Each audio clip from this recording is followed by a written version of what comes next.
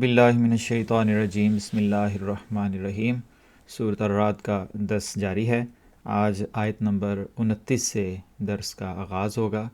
اور اس آیت کی تفسیر کبیر سے اس کا خلاصتاً میں آپ کی خدمت میں بیان کروں گا۔ اعوذ باللہ من الشیطان الرجیم بسم اللہ الرحمن الرحیم۔ الذین آمنوا وتطمئن قلوبهم بذکر اللہ الا بذکر اللہ تطمئن القلوب، یعنی جو ایمان لائے ہوں اور ان کے دل اللہ کی یاد سے اطمینان پاتے ہوں، سنو اللہ کی یاد ہی سے دل اطمینان پاتے ہیں۔ حضور اس کی تفسیر میں بیان فرماتے ہیں کہ لوگ مال کماتے ہیں، حکومتیں کرتے ہیں، ان کو اچھی اولاد ملتی ہے، اچھی فیملی ہے، بیوی ہے اچھی، والدین جو ہیں وہ بہت پیار کرنے والے ہیں، بہت خیال رکھنے والے ہیں، اور دنیا کی ڈیفرنٹ قسم کی ترقیات وہ حاصل کرتے چلے جاتے ہیں۔ مگر ہر ایک ترقی کو حاصل کرنے کے بعد ایک نئی ترقی کی تڑپ اور نئی ایک بے چینی ان کے دلوں میں پیدا ہو جاتی ہے اور ایک خواہش پیدا ہو جاتی ہے، اور ہر وقت دل میں یہ احساس رہتا ہے کہ وہ اصل چیز جو اصل ترقی کی انتہا ہے اس کو حاصل کرنا بھی باقی ہے، یعنی کوئی چیز ایسی ہے جس کو وہ بھی حاصل نہیں کر سکے۔ حضور نے اس کی مثال دی ہے کہ جیسے ایک بچہ ہے اور وہ اپنے والدہ سے جدا ہو جائے تو خواہ کئی عورتیں ڈیفرنٹ اس کو اپنے سینے سے لگائیں، اس کو محبت سے پیار سے اس کو پکڑیں، مگر وہ مطمئن نہیں ہوتا جب تک کہ وہ اپنی والدہ کے گلے نہ لگ جائے۔ اور حضور نے وہ مشہور واقعہ بھی یہاں حضور صلی اللہ علیہ وسلم کے زمانے کا، جب ایک خاتون کا بچہ جو ہے وہ کسی جنگ کے موقع پر بچھڑ گیا تو وہ ہر بچے کو پکڑ کر دیکھتی تھی کہ یہی میرا بچہ ہے، اور جب اس کا اپنا بچہ ملا تو پھر جا کے اس کو وہ اطمینان اور سکون حاصل ہوا۔ تو اس سے یہ پتہ چلتا ہے کہ اطمینان اور سکون انسان کو اصلی مقصد کے حاصل کرنے کے بعد ہی حاصل ہوتا ہے، ورنہ ہر ایک ترقی کے بعد اسے ایک نئی تکلیف یا ایک نئی خواہش کی تکلیف جو ہے اس کے اندر پیدا ہو جاتی ہے۔ تو پس انسان کی زندگی کا جو اصل مقصد ہے، یہ پیدائش کا مقصد ہے، وہ خدا تعالیٰ کو یاد کرنا ہے، اور جب خدا مل جاتا ہے تو پھر ہر تڑپ جو ہے وہ ختم ہو جاتی ہے اور انسان جو ہے وہ مطمئن ہو جاتا ہے۔ مگر جو خدا تعالیٰ کی طرف توجہ کرتا ہے اور جتنی توجہ کرتا ہے اتنی اس کی اطمینان کی کیفیت جو ہے وہ بڑھتی چلی جاتی ہے، اور جب مقصد پورا ہو جاتا ہے تو انسان کو مکمل اطمینان جو ہے وہ حاصل ہو جاتا ہے۔ اور حضور نے پھر مثال دی کہ مختلف لوگ جو ہیں وہ کیسے بے چینی کا اظہار ہوتا ہے، وہ بڑے بڑے لوگ ہیں، ان کے پاس تمام سہولیات موجود ہیں، مگر ایک خوف کی کیفیت ہے۔ حضور نے اس زمانے کے جو راجے تھے، جو حکومت کے ماتحت اپنی اپنی ریاستوں کے مالک تھے، تو حضور نے فرمایا کہ وہ مالک ہونے کے باوجود اس قدر خوفزدہ ہوتے تھے کہ اپنا کھانا بھی ڈائریکٹ نہیں کھاتے تھے، بلکہ جس نے پکایا پہلے اس کو کھلا کر دیکھنا، پھر ڈاکٹر نے چیک کرنا اور پھر جا کے وہ کھانا کھاتا۔ تو ایک بے چینی کی کیفیت جو تھی موجود تھی۔ مگر حضور صلی اللہ علیہ وسلم کی زندگی کو دیکھیں، جن کو اللہ تعالیٰ نے یہ فرمایا تھا کہ واللہ یعصمک من الناس، اللہ تعالیٰ آپ کو لوگوں سے بچائے گا، اور ایسا یقین اور اطمینان تھا خدا تعالیٰ کے ساتھ تعلق میں کہ آپ بالکل بے خوف ہو کر اپنے دشمنوں کے ساتھ بیٹھ کر بھی کھا لیتے تھے، ان کے ساتھ چل بھی لیتے تھے۔ جیسے ایک وہ یہودن کا واقعہ بھی ہے کہ جس نے زہر ملا کر حضور صلی اللہ علیہ وسلم کو کھانا کھلانے کی کوشش کی، اور اللہ تعالیٰ نے پھر حضور صلی اللہ علیہ وسلم کو اس کی خبر دے دی، کیونکہ ان کو یقین تھا کہ ایک عالم الغیب خدا کے ساتھ میرا تعلق ہے، وہ میرا دوست ہے، وہ میرا رہنما ہے، وہ میرا محافظ ہے۔ تو پھر اس صورت میں ایک دل کو سکون اور اطمینان کی کیفیت جو ہے وہ طاری ہو جاتی ہے۔ دینی ترقی میں اطمینان کی زیادتی اور دنیوی ترقی میں عدم اطمینان کی زیادتی کی ایک روحانی وجہ بھی ہے، اور وہ یہ ہے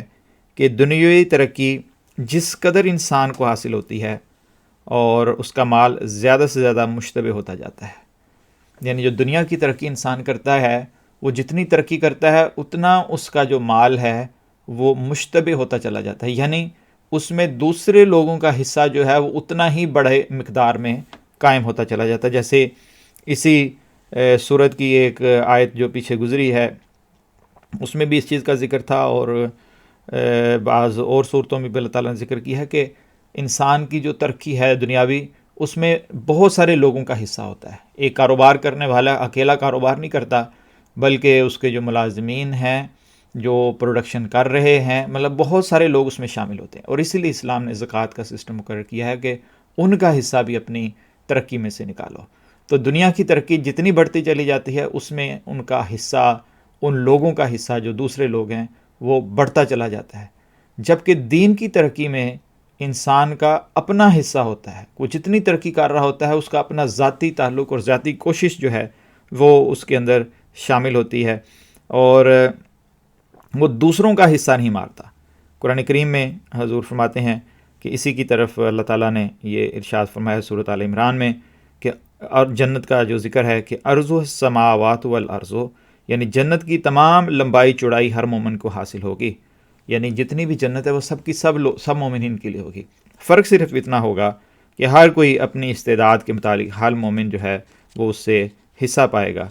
تو بس روحانی ترقی میں کسی کا حق مارنے کا سوال نہیں پیدا ہوتا، جبکہ دنیا کی ترقی میں یہ بھی ایک بے چینی ہے کہ انسان دوسرے کے حق تلفی کر رہا ہوتا ہے، یہ کرنے کا امکان موجود ہوتا ہے، اور اس کا بوجھ بھی انسان کے دل کے اوپر ہوتا ہے. آیت نمبر 30 ہے الذین آمنوا وعملوا الصالحات طوبی لہم وحسن مآب. جو لوگ ایمان لائے ہیں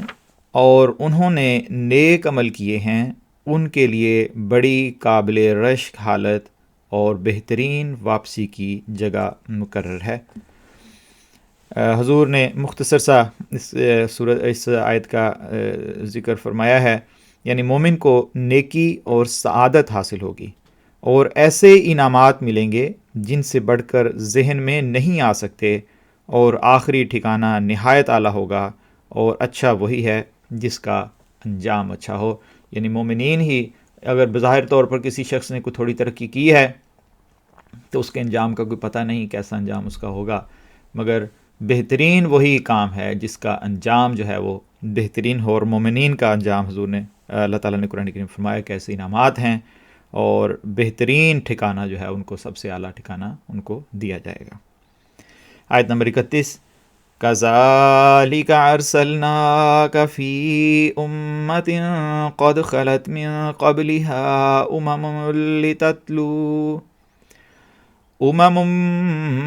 أُمَمٌ لِتَتْلُوَ عَلَيْهِمُ الَّذِي أَوْحَيْنَا إِلَيْكَ وَهُمْ يَكْفُرُونَ بِالرَّحْمَنِ قُلْ هُوَ رَبِّي لَا إِلَٰهَ إِلَّا هُوَ عَلَيْهِ تَوَكَّلْتُ وَإِلَيْهِ مَتَابِ. اسی لیے ہم نے تجھے ایک ایسی قوم میں جس سے پہلے کئی قومیں آنے والے کی راہ دیکھتی گزر چکی تھیں بھیجا ہے، تاکہ جو کلام ہم نے تیری طرف وحی کیا ہے تو وہ انہیں اس حالت میں پڑھ کر سنائے کہ وہ رحمان کے فیضان کا انکار کر رہے ہیں. تو کہہ وہ میرا رب ہے، اس کے سوا کوئی معبود نہیں، اسی پر میں نے بھروسہ کیا ہے، اور اسی کی طرف ہر آن میرا رجوع ہے. حضور اس کی تفسیر میں فرماتے ہیں کہ یہ بہت ہی خوبصورت مضمون اللہ تعالیٰ نے یہاں بیان کیا ہے کہ یہ لوگ تو جو پچھلی آیات سے پتہ لگتا ہے کہ عذاب مانگ رہے ہیں، اور مگر باوجود اس کے کہ وہ عذاب مانگ رہے ہیں، ہم اپنی رحمانیت کے ماتحت عذاب میں تاخیر ڈال رہے ہیں. پھر بھی یہ کہتے ہیں کہ اللہ تعالیٰ رحمان نہیں ہے. اگر ہم رحمان نہ ہوتے تو کب کا تم لوگوں کو تباہ کر چکے تھے. اللہ تعالیٰ فرماتا ہے کہ جب وہ خود خواہش کر رہے ہیں، اس کے باوجود اللہ تعالیٰ ان کو جو معاف کر رہا ہے، ابھی ان کو مہلت دے رہا ہے، تو یہ اس کی رحمانیت ہے جو بن مانگے دینے والا ہے. ورنہ اللہ تعالیٰ فرماتا ہے کہ تمہارا وہ کون سا عمل ہے جس کی وجہ سے تم بچ رہے ہو، کیونکہ یہ جو رحمانیت ہے اللہ تعالیٰ کی جو بچا رہی ہے. ورنہ اگر تمہارا کوئی عمل ہوتا بچنے والا تو پھر رحیمیت شاید ہوتی، مگر اس وقت تو رحمانیت ہے کہ تم خواہش کر رہے ہو اور تمہارے اعمال بھی عذاب کو بلا رہے ہیں، مگر اللہ تعالیٰ کا جو طریق ہے کہ وہ پہلے مہلت دیتا ہے کہ ان میں سے وہ لوگ جو ایمان لانا چاہتے ہیں، جو صحیح رستے پر اختیار کرنا چاہتے ہیں، ان کو پورا موقع دیا جائے اور وہ صحیح رستے کو اختیار کر لیں۔ تو اللہ تعالیٰ فرما رہا ہے کہ آخر ہماری رحمانیت ہی تو تمہاری حفاظت کر رہی ہے، اور ساتھ ہی یہ بتایا کہ جس قسم کے مطمئن دل والے اور اچھے انجام کا ذکر ہم نے کیا ہے، تیری باسط اسی غرض سے ہے کہ ایسے اعلیٰ روحانی اور اخلاقی مقام والے لوگ تیرے ذریعے سے بھی پیدا ہوں۔ یعنی جو اللہ تعالیٰ نے روحانیت کی ایک معراج بیان کی ہے، تو اللہ تعالیٰ فرما رہا ہے کہ یہ مہلت دینے کا مقصد یہی ہے کہ وہ لوگ جو اس معراج کو یعنی اس روحانیت کو پا سکتے ہیں، وہ لوگ تیرا تجھے فالو کرنا شروع کر دیں، اور اس کے بعد پھر اللہ تعالیٰ جو ہے وہ عذاب کو لے کر آتا ہے۔ پھر اللہ تعالیٰ اسی آیت میں یہ فرما رہا ہے کہ جو لوگ ہیں، جو مخالفین ہیں، جو اعتراض کرنے والے ہیں، وہ یہ کہتے ہیں کہ کیسے ممکن ہے کہ یہ عرب کی قوم جو اتنی سخت دل قوم ہے اور اتنی بری اخلاق کی مالک ہے اور اخلاقیات کی تنزلی کا شکار ہے، وہ کیسے اخلاق کی اور روحانیت کی ان منازل کو طے کر سکتی ہے، خدا تعالیٰ کے آگے جھک سکتی ہے؟ تو اللہ تعالیٰ فرماتا ہے تو کہہ دے کہ یہ میرا کام نہیں ہے، یہ تو اللہ تعالیٰ کی ذات ہے کہ میں اسی پر توکل کرتا ہوں کہ وہی ان کو ہدایت دے گا، اور اس کی ہدایت کے ساتھ ہی جو ہے وہ اس خدا کی طرف کو جھکیں گے۔ تو بس حضور فرماتے ہیں کہ قومی اصلاح کا اصل ذریعہ توکل اور دعا ہے۔ جو لوگ ظاہری اسباب سے دلوں کی اصلاح کرنا چاہتے ہیں کبھی کامیاب نہیں ہوتے، کیونکہ ظاہری اسباب سے ظاہر ہی درست ہو سکتا ہے، دلوں میں ایمان اور اطمینان نہیں بھرا جا سکتا۔ جو روحانی تبدیلیاں ہونی ہیں وہ خدا تعالیٰ کے فضل سے ہونی ہیں، اس سے دعائیں مانگ کر، اس سے مدد مانگ کر ہی روحانی ترقیات ہوتی ہیں، اور اس کے بغیر یہ ممکن نہیں ہے۔ اگلی آیت میں اللہ تعالیٰ فرماتا ہے وَلَوْ أَنَّ قُرْآنًا سُيِّرَتْ بِهِ الْجِبَالُ أَوْ قُطِّعَتْ بِهِ الْأَرْضُ أَوْ كُلِّمَ بِهِ الْمَوْتَى بَلِ اللَّهِ الْأَمْرُ جَمِيعًا أَفَلَمْ يَيْأَسِ الَّذِينَ آمَنُوا أَن لَّوْ يَشَاءُ اللَّهُ لَهَدَى النَّاسَ جَمِيعًا وَلَا يَزَالُ الَّذِينَ كَفَرُوا تُصِيبُهُم بِمَا صَنَعُوا قَارِعَةٌ أَوْ تَحُلُّ قَرِيبًا مِّن دَارِهِمْ حَتَّى يَأْتِيَ وَعْدُ اللَّهِ إِنَّ اللَّهَ لَا يُخْلِفُ الْمِيعَادَ۔ اور اگر کوئی ایسا قرآن ہو جس کے ذریعے سے نشان کے طور پر پہاڑوں کو ان کی جگہ سے ہٹا کر چلایا گیا ہو، یا اس کے ذریعے سے زمین کو ٹکڑے ٹکڑے کیا گیا ہو، یا اس کے ذریعے سے مردوں سے باتیں کی گئی ہوں، تو کیا یہ لوگ اس پر ایمان لے آئیں گے؟ نہیں، بلکہ ایمان لانے کا معاملہ پورے طور پر اللہ کے اختیار میں ہے۔ پھر کیا جو لوگ ایمان لائے ہیں انہیں اب تک معلوم نہیں ہوا کہ اگر اللہ تعالیٰ چاہتا تو سب لوگوں کو ہدایت دے دیتا؟ اور اے رسول، جن لوگوں نے تمہارا انکار کیا ہے ان کے اس عمل کی وجہ سے ہمیشہ کوئی نہ کوئی سخت آفت ان پر آتی یا ان کے گھر کے قریب نازل ہوتی رہے گی، یہاں تک کہ اللہ تعالیٰ کا آخری وعدہ آ جائے گا۔ اللہ تعالیٰ اس وعدے کے خلاف ہرگز نہیں کرے گا۔ اس آیت کی بڑی تفصیل کے ساتھ حضور نے تفسیر بیان فرمائی ہے کہ حضور فرماتے ہیں کہ سب سے پہلی بات یہاں پر بیان ہوئی کہ ان صفات، جو مختلف ایٹریبیوٹس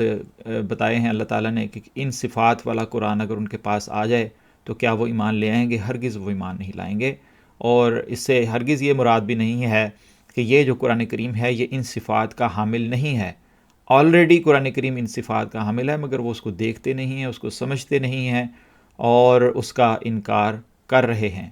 اب وہ کیا صفات ہیں جن کا ذکر اللہ تعالیٰ نے اس آیت کریمہ میں قرآن کریم کے حوالے سے فرمایا ہے؟ اس میں سے پہلی صفت جو ہے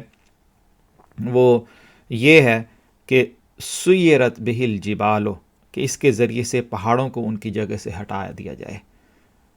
تو اس کے حضور نے مختلف معنی کی ہیں، ظاہری معنی بھی ہیں اور اسپرچول میننگ جو ہے، میٹافورک معنی جو ہیں وہ بھی اس کے کیے ہیں۔ حضور فرماتے ہیں کہ ظاہری معنی لیے جائیں تو اس سے یہ مراد ہو سکتی کہ قرآن کریم میں شدید زلزلوں کا ذکر جو ہے وہ اس کی خبر دی گئی ہے، جن سے پہاڑوں کی چوٹیاں اپنی جگہ سے ہل جاتی ہیں، اور قرآن کریم میں ایسی زبردست پیشگوئیاں جو مادی تغیرات کے بارے میں ہیں کہ دنیا میں جو مختلف تبدیلیاں پیدا ہوں گی، اس میں سورۃ الزلزال میں اللہ تعالیٰ نے اس قسم کی پیشگوئیوں کا ذکر فرمایا ہے۔ اور اگر استعارتاً مراد لیا جائے، میٹافورک میننگ اس کے لیے جائیں، تو معنی یہ ہوں گے کہ بڑی بڑی مشکلات دور کر دی جائیں گی، کیونکہ پہاڑ جو ہے استعارتاً مصیبت اور مشکل کو بھی کہتے ہیں۔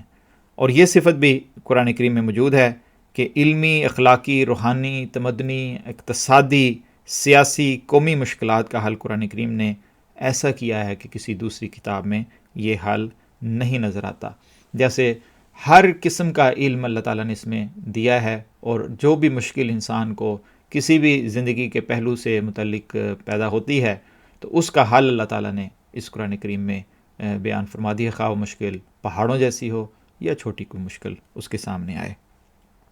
پھر حضور فرماتے ہیں کہ جبل کے معنی ایک یہ بھی ہیں کہ سردار قوم یا عالم کے بھی ہیں، یعنی جو علم رکھنے والا بہت بڑا، اس کو بھی پہاڑوں جیسے علماء یا پہاڑ جیسی جو ہے وہ سرداروں کو بھی کہا جاتا ہے۔ تو اس طرح بھی حضور فرماتے ہیں کہ یہ بات ٹھیک ہو سکتی ہے، کیونکہ قرآن کریم کے ذریعے سے پرانے سردار بھی اڑا دی گئے، جو ابو جہل اور جو بڑے بڑے اپنے آپ کو سردار کہا کرتے تھے، ان کی جگہ بلال رضی اللہ تعالیٰ عنہ کو حضور صلی اللہ علیہ وسلم نے سردار بنا دیا، اور اسی طرح ان کو جن کو وہ غلام سمجھتے تھے وہ سردار بن گئے، اور جو سردار تھے وہ ان کے ماتحت ہو گئے۔ تو بڑے بڑے سرداروں کو قرآن کریم نے اڑا دیا، اور پھر علم کا، اور اسی طرح حضور نے فرمایا کہ بادشاہت کی جگہ پہ جو ہے وہ خلافت کا نظام اللہ تعالیٰ نے قائم کر دیا۔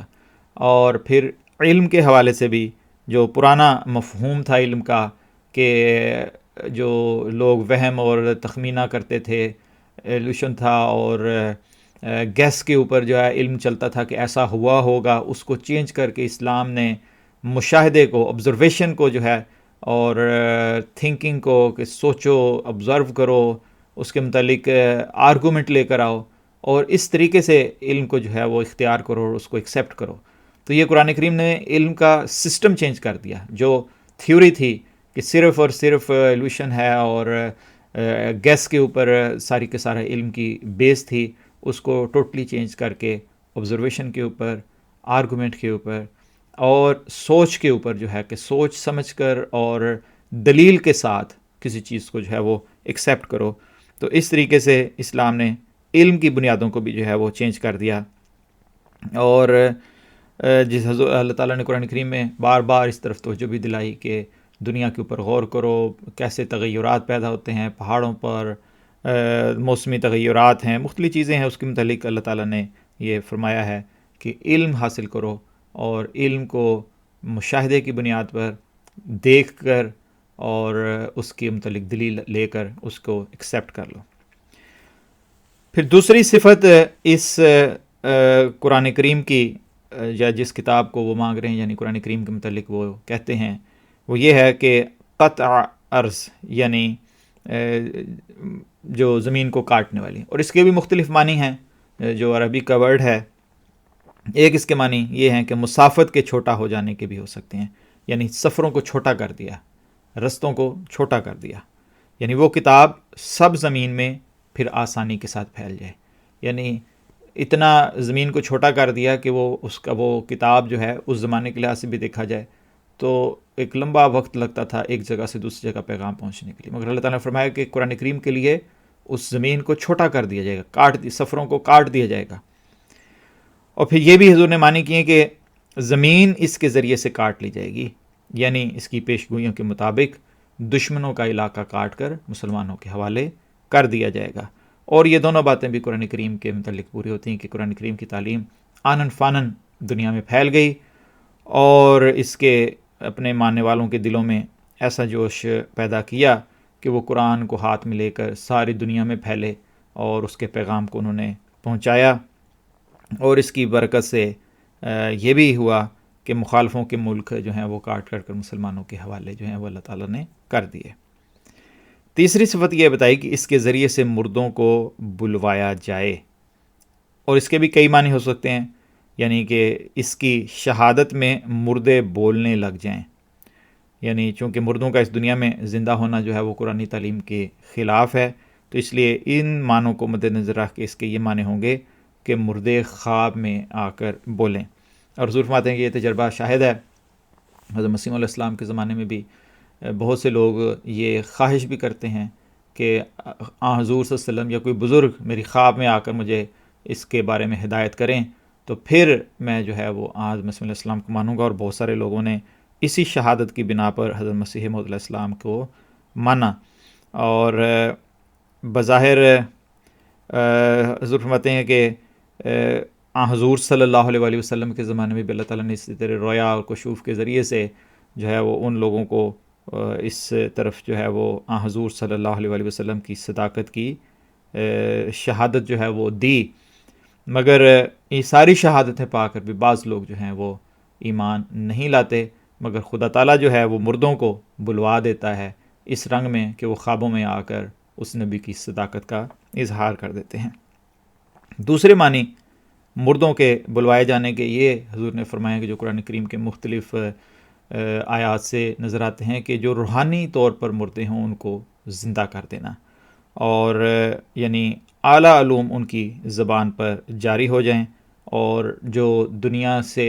یعنی اخلاقیات سے دور ہیں، خدا تعالیٰ سے دور ہیں، اور دنیا کے ہادی بن جائیں، لوگوں کو ہدایت دینے والے بن جائیں، جیسے اللہ تعالیٰ نے قرآن کریم میں حضور صلی اللہ علیہ وسلم کے بارے میں سورۃ انفال میں فرمایا ہے،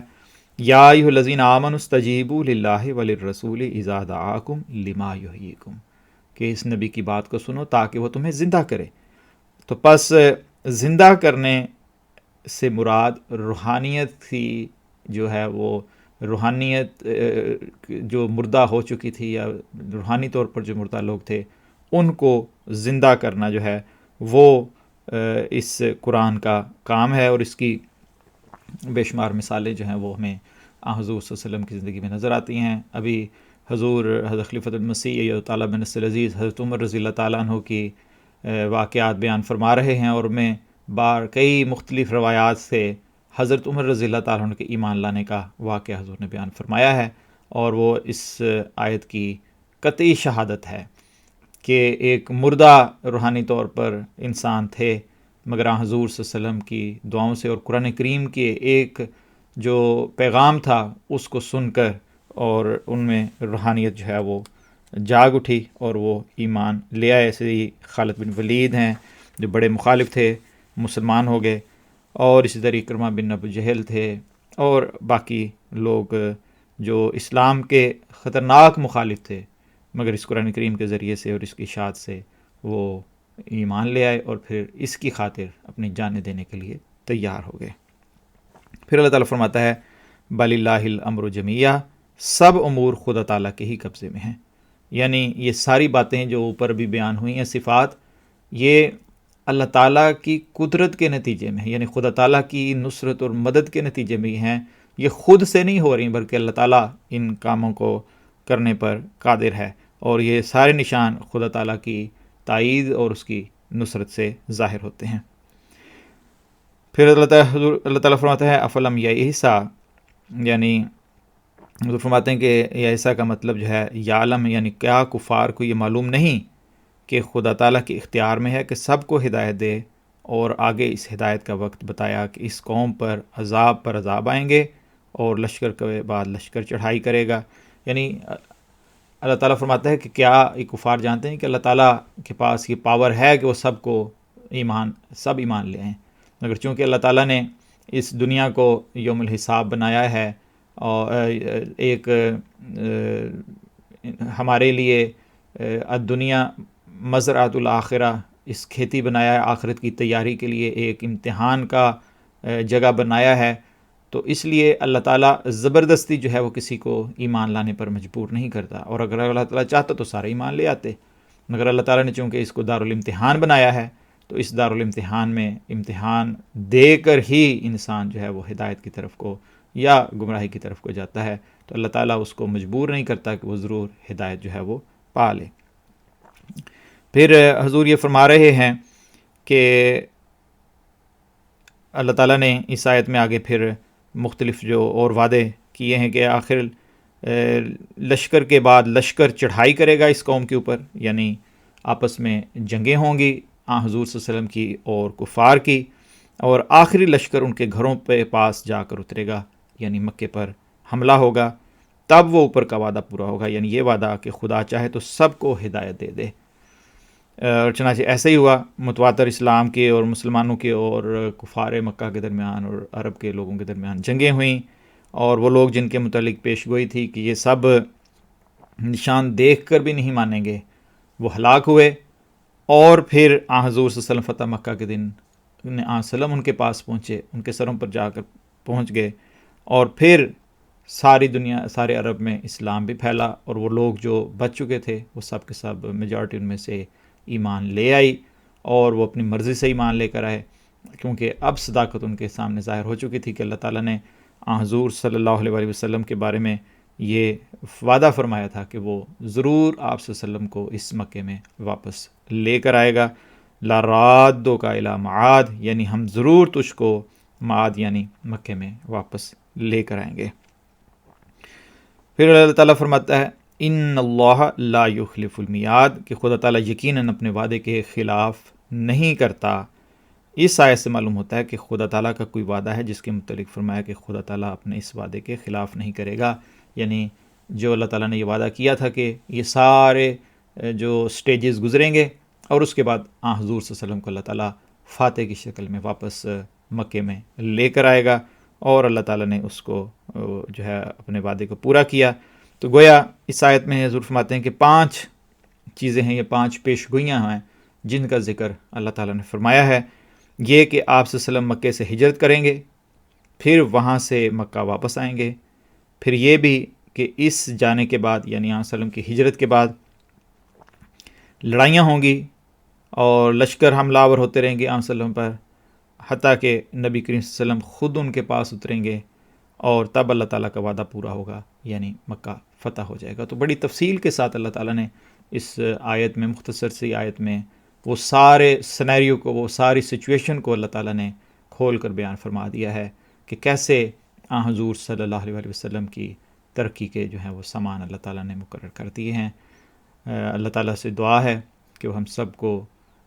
قرآن کریم کے علوم کو سیکھنے کی توفیق عطا فرمائے، رمضان کے بعد بھی ہم ان علوم کو سیکھتے رہیں انشاءاللہ۔ ابھی یہ صورت کچھ باقی ہے، جیسے جیسے موقع ملے گا میں اس کو بیان کر کے ریکارڈ کر دوں گا، اور پھر آپ کی خدمت پیش ہو جائے گی، تو اس کو ہم مکمل کر دیں گے۔ اللہ تعالیٰ سے دعا ہے کہ ہم سب کو ان باتوں پر عمل کی بھی توفیق عطا فرمائے، اور قرآن کریم کی جو برکتیں ہیں اس سے ہم ہمیشہ فیض یاب ہوتے رہیں۔ اللہم آمین۔ وآخر دعوانا ان الحمد للہ رب العالمین۔